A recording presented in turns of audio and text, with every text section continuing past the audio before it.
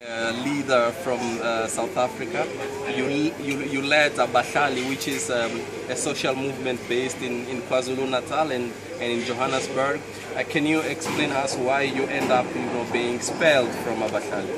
Well, there was so many huge dilemmas that was happening inside Abahlali. One of the biggest questions was our questions, issues that are critical, that are internal within the organization, and I was no more in control of the leaders where I accept everything they say. I was now starting to question, which did not boil to them very nicely, and they fabricated issues that led to me being expelled. But before the expulsion, I was expelled before being expelled. There is a meeting that was held on the 30th of April, which I was also chased out in that meeting. A meeting that was held on the 6th of April was also I was chased out. 2013.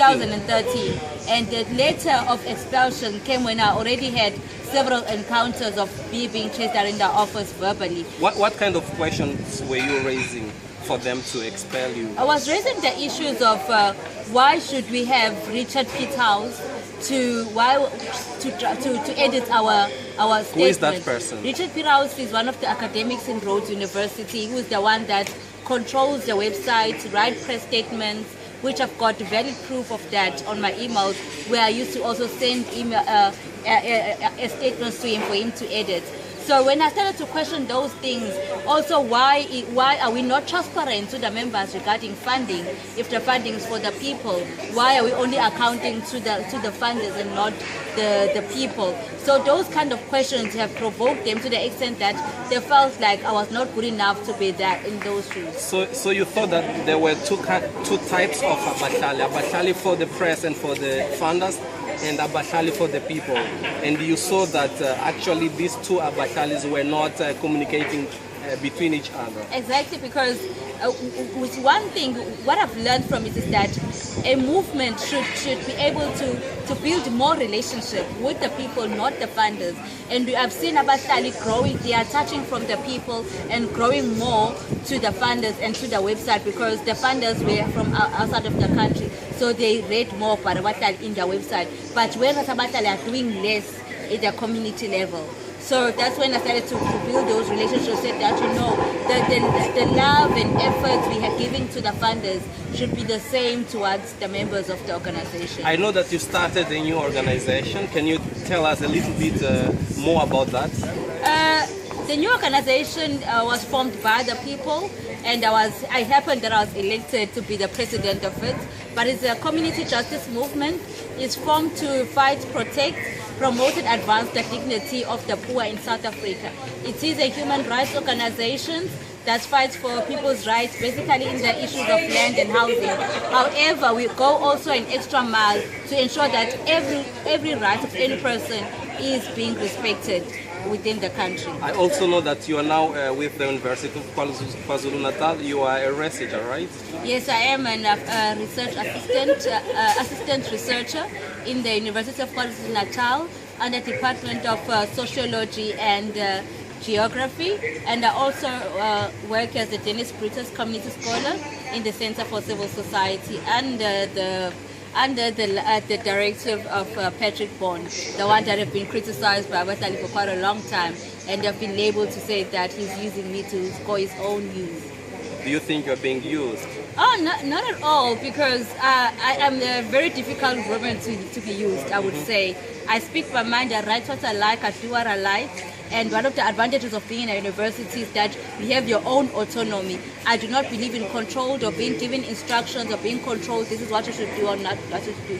So it's one of the things that I've experienced differently when in the university, where I've got my own autonomy. It's unlike when I've got so many rules and protocols to observe, whereas there's a burning issue now to follow the rules and protocols. At the university, I attend whatever issue I believe is urgent at that moment to be attended. I know that you are a mother of three. How is it to be a community organizer, a leader, a researcher, and also a mother? It's not an easy thing. I would not encourage it to any young person to have kids at the early stage. It's very difficult to be a single mother, and at a very young age, because you do not know when you're doing the right thing or the wrong thing. At least my advantage that I still have a mother who supports me to grow the children up. But I do get challenged when I do not know whether I'm over spoiling them or I'm not giving them the love that they need. Bear in mind that I'm a leader and I'm expected to be on the ground and I'm expected to mother the side. So it's one of the difficult things. And I will not. And you are a single mother. And I am a single mother. Single mother. I've been a single mother from 2008 when my last daughter was 1 year, almost a year. And from today, my daughter is 8 years, and I've been a single mother for the past 8 years. Okay. You are from Durban, a place where the xenophobia attacks took place. I mean, the most intense one took place around Durban. What's the message you want to leave for Mozambicans, for Zimbabweans, for other Africans that were victims of that phenomenon? I wish for us to unite. At these trying times, I really encourage that all SADC regions unite, because we might see this as a South African thing, but it goes beyond, as we've got people from outside of South Africa. But again, we've seen this thing happening for quite a long time. We've been silent about it. We've talked about it in conferences, in press statements, whereas the issue has been going on round and round. It's about time we unite as one and we ensure that all our governments come up with a sustainable resolution. This is not the first time the attack is taking place. It happened in 2008, and some of us were not vocal enough. Myself, I did not say anything in 2008. Now it's time for us to ensure that a sustainable resolution take place. And the only resolution that at this stage that we see is the breakdown of borders.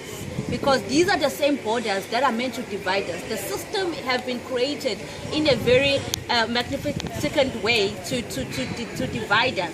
And the borders have been taken from the apartheid government, have been drawn now.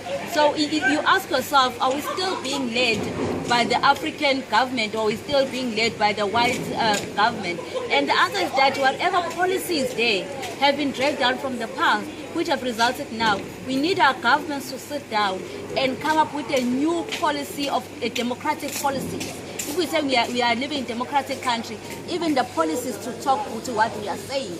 We need to pull down the borders.